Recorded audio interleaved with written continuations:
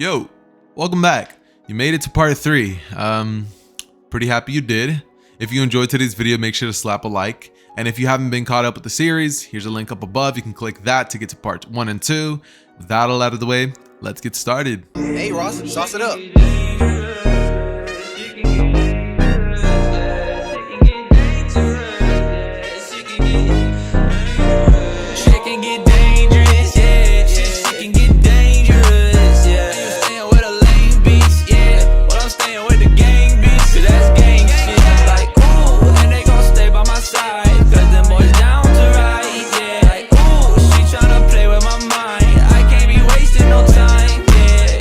Immediately jumping back into the Chunin exams, we essentially have all of the matches that would have been performed in the canon events, meaning Sasuke versus the guy who can absorb your chakra, Gaara versus Lee, Neji versus Hinata, and ultimately Naruto versus Kiba.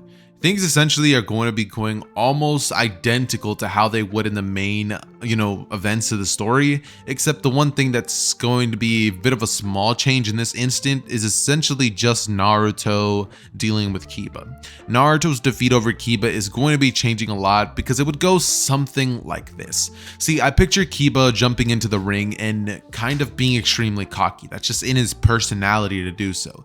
He would immediately begin engaging Naruto using the Fang over Fang attack, and when he's doing this, Naruto would not be playing no games. Naruto's not going to be taking it easy on Kiba, so the second that Kiba rushes in with his Fang over Fang attack and he gets within touching distance, Naruto quite simply holds his hands out in like a Kamehameha pose where he has both of his hands out and kind of clenched together closely, and Kiba comes in and Naruto kind of catches him with his hands and turns both Akamaru and Kiba into gold when both of them are just spinning, right? And when that happens, Naruto just kind of drops them to the ground and Kiba and Akamaru are both just gold, as everybody watches and Naruto was declared the winner. After this, Naruto would get down on one knee and deactivate his golden touch kick Genkai, as from here, everybody in the stands would be surprised and they would be recalling the day that Naruto, the demon, transformed that one villager into gold and didn't know how to reverse it.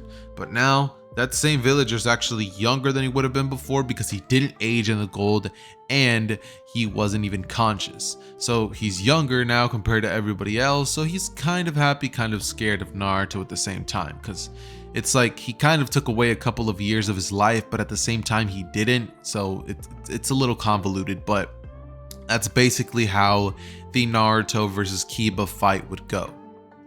Now, as for the rest of the events that would happen following this, essentially nothing really does change until Naruto goes on to meet Jiraiya Sensei.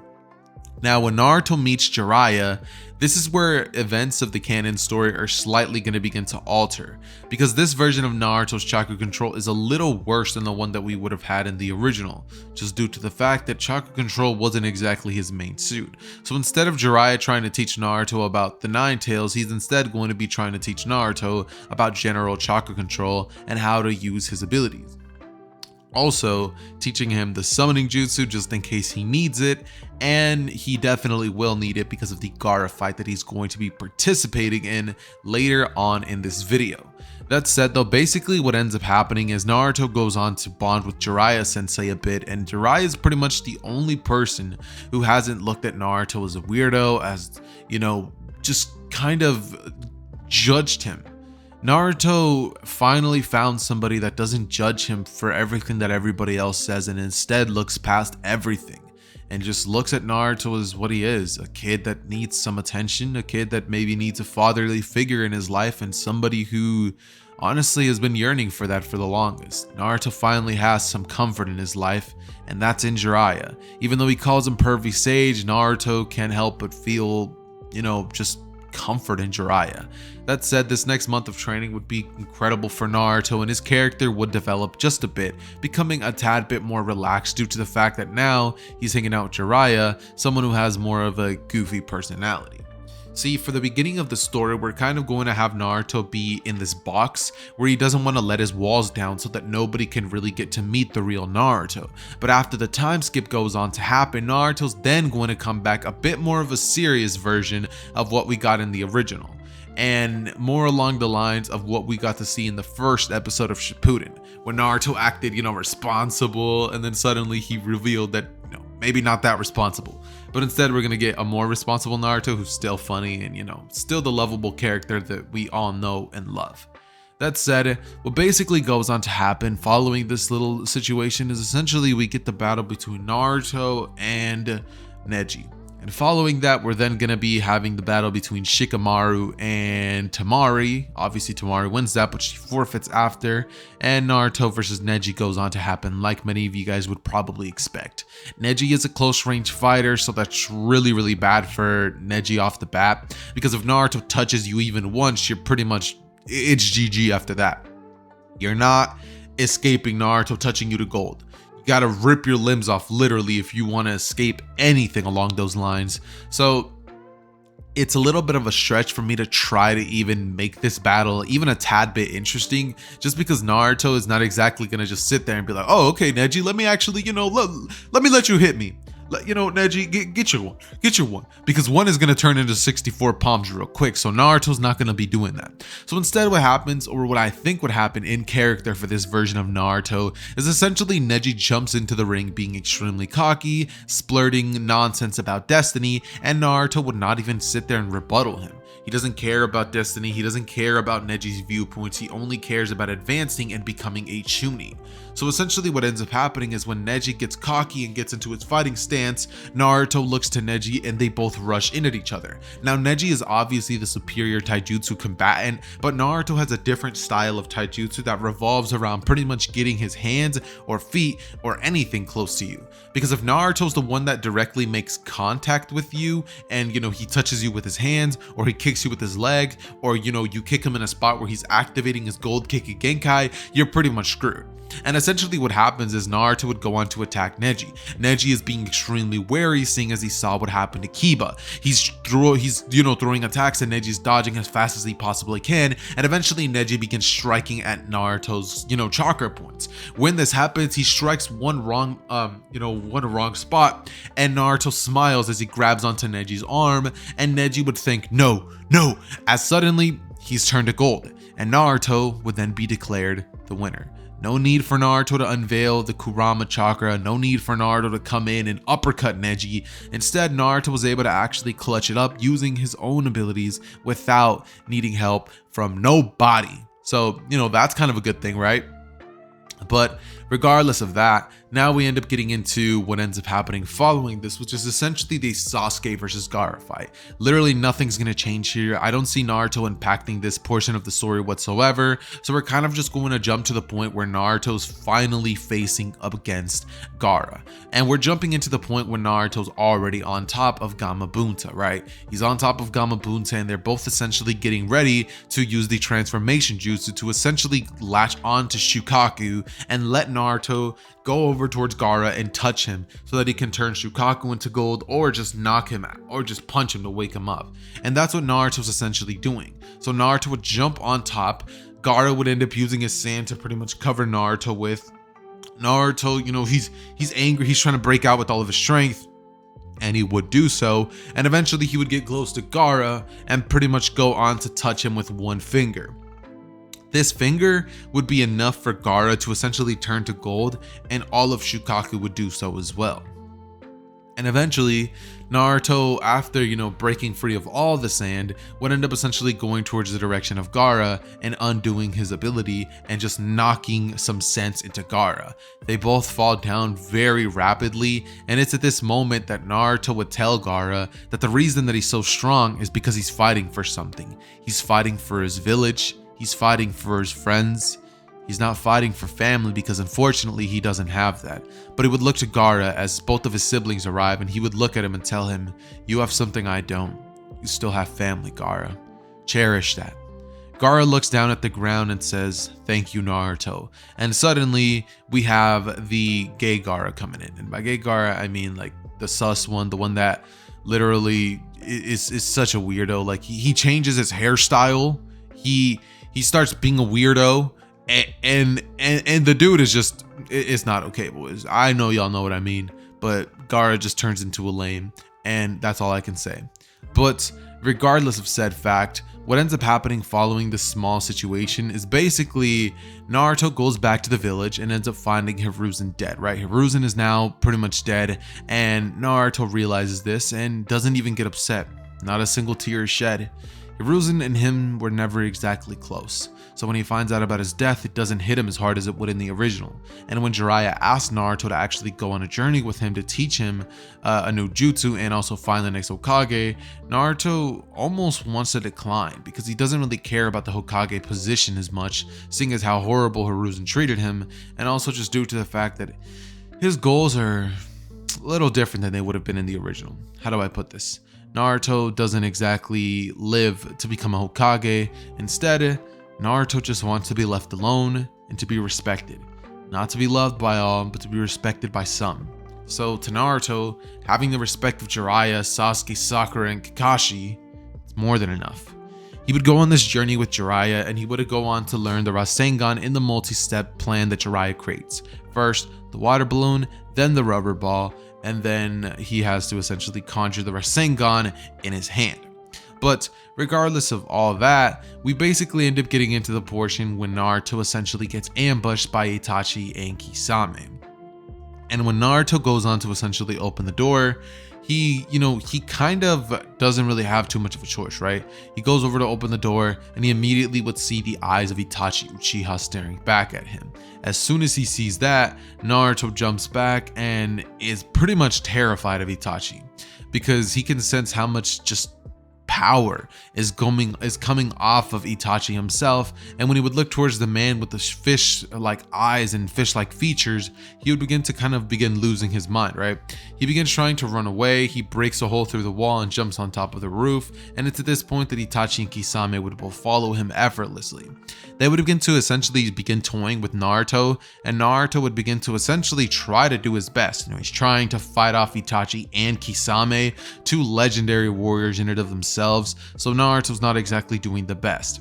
But one thing that would happen is essentially Naruto would say, well, it's now or never, as he slams his hands down onto the building that they're on and pretty much begins to how do I put this? He pretty much begins to turn the entirety of the building into gold, along with everybody in it and everybody making physical contact with it. So Jiraiya and Itachi, upon seeing that everything began turning to gold, immediately jumped up into the air and kept airtime for as long as they possibly could, before landing back on solid gold, and Naruto questioning, what just happened? Like, how come it didn't work? They both land back, and Naruto would then say that he needs to whip out his strongest card, suddenly going on to coat himself with a thin gold aura. Now, it's not an aura as much as it is armor. Think about it like a second layer of skin, similar to Gaara's, skin of sand where it protected him. That's pretty much what Naruto just created, except with gold. And instead of that actually looking like a normal human, it actually makes Naruto's clothes gold, his face gold, and everything about him gold. Yes, even his penis. I mean, what? But anyways, Naruto goes on to essentially look towards the direction of Itachi and Kisame, and it's at this point that Kisame would lunge at Naruto's direction. When he does so, he would swipe at him with his sword and essentially send Naruto crashing through 3 different buildings. But since he has his golden armor on, it only almost killed him. That's, oh my god, I need to stop. But seriously, it didn't almost kill him, but it did heavily injure him. Naruto just so happens to crash into the same area that Jiraiya was in, and when Jiraiya sees Naruto like that, he immediately gets up and begins getting into fighting stance using the Toad Mouth Jutsu to actually trap Kisame inside of said Toad Mouth Jutsu and begin essentially making them both run away, leading him to be able to actually tend to Naruto's wounds and Sasuke to arrive just a second late to stop his brother Itachi. He would see Itachi, and Itachi would turn back to Sasuke before telling him that he's weak and then just running off. But he doesn't have the moment when he gets Tsukiyomi'd and essentially has to see his parents die over and over again 1,000 times. It's some sort of sick joke by Itachi. Have you guys ever heard those one things where it's like, would you rather, have to see your parents, kind of study every single day or join in once to stop it. That's literally what Itachi's doing, except it's even worse because he's actually making him watch his parents die to his hands like over and over and over and over. And it's this twisted, sick game. So because this doesn't happen, Sasuke doesn't feel as much resentment, and so his hatred isn't large enough for Sasuke to end up essentially going off with Orochimaru when they sound getting come after him. Instead, in this version of events, Sasuke is essentially going to be kidnapped because he tries to put up a fight, but after he ends up pretty much getting a taste of, you know, what their curse marks are like, he ends up pretty much wanting to join, like having curiosity, but not fully being convinced about it. Sasuke tells them that he's not going to be joining them, and they beat him into submission, shove him in a box, and literally kill the dude. They kill him, except, you know, he's coming back to life, right? So he's not exactly fully dead, but, you know, he's also not alive, like 100% either. So basically, what ends up happening following this is I picture it like this, right? I know I didn't exactly cover the portion with Tsunade, Naruto, the bet that they would have made, or even the portion where Orochimaru, you know, challenges Tsunade, but that's only because those events don't exactly change. Think about it this way. Naruto has a golden touch Kikigenkai. This touch Kikigenkai doesn't exactly affect the story too much when it comes to the fights that he takes part in, except it kind of does affect the world that he lives in. Because due to Naruto actually being able to, you know, kind of change the situation just a little bit, events played out differently, so now Sasuke doesn't have enough hatred. And not only that, but Naruto's still able to trick Tsunade into joining back with the Leaf Village. Not only that, but on top of that said fact, Naruto is now also able to essentially make it so that his battle between Kabuto and himself goes a lot easier than it would have been in canon. He turns Kabuto to gold, and with this, they're able to actually make it so that they are able to retreat faster, and, you know, Orochimaru gets out of there quicker, but Naruto doesn't undo his, you know, golden touch ability. Orochimaru has to kind of try with error, you know, trial and error to essentially de-transform Kabuto from the strange state that he finds himself in, and he does eventually end up cracking the code. It just takes about a year or so to actually end up making it go away. And it's not because Orochimaru ends up cracking the code like I said, but more or less because the golden touch doesn't exactly last forever. No, never mind. Orochimaru does crack the code, because if I make the golden touch not last forever, then the things that Naruto sells to people would literally like disappear in a year, and then Naruto would have gotten berated by them. So I changed my mind, okay? So instead of that happening, we basically have Orochimaru figuring out a cure, and yeah. And around this time, we basically have it so that Naruto essentially went off to find Sasuke, along with all the genin that went along on that mission. All of those situations essentially go down just like they would have in canon, except for the battle between Naruto and Kimimaro. When Naruto and Kimimaro begin trying to engage in a battle, Naruto would simply scoff, saying he doesn't have time for this, immediately activating his multi-shadow clone jutsu and having all of his clones rush in at Kimimaro with the attempt of simply grabbing onto him with one hand, even one finger. Eventually, since 1,000 people are actually coming at Kimimaro, there's no way on earth that he's going to be able to dodge all of those attacks. So basically what ends up happening is Kimimaro gets caught off guard, and he ends up actually being transformed into gold, leading to Lee arriving drunk as usual, but this time actually being able to run with Naruto to go after Sasuke. So this means that not only is Lee going to be there with Naruto, but Gaara is actually going to catch up to them as well. So now it's going to be Naruto, Lee, and Gaara versus corrupt Sasuke. And you tell me how you think that battle would go. Regardless of how cool the Naruto versus Sasuke fight was in the original, Naruto, Gaara, and Lee versus Sasuke just sounds cool on paper to me.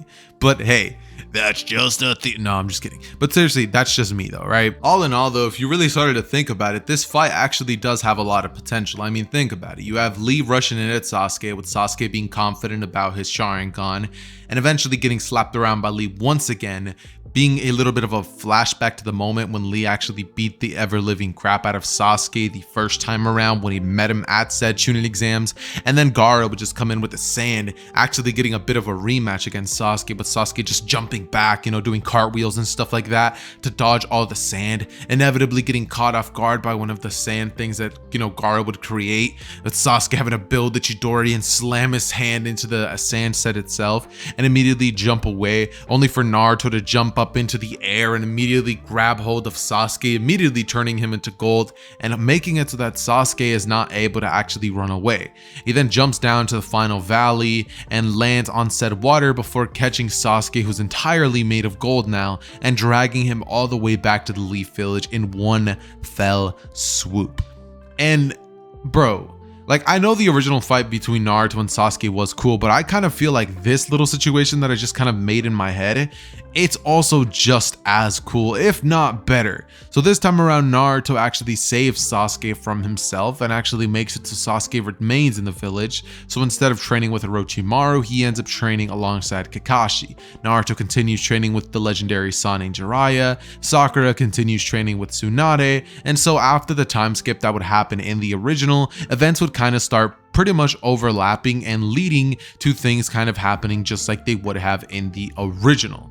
By the way, guys, if you guys heard like a motorcycle outside, sorry, it's one of my neighbors. He likes to ride around in it a lot, but yeah. Anyways though, right, so that's pretty much how that situation goes down, and we then are pretty much greeted by the time skip. And then suddenly, like the screen goes black, we get like a 2 years later thing that pops up on the screen, and now we have Naruto on top of the village saying, "I'm home!"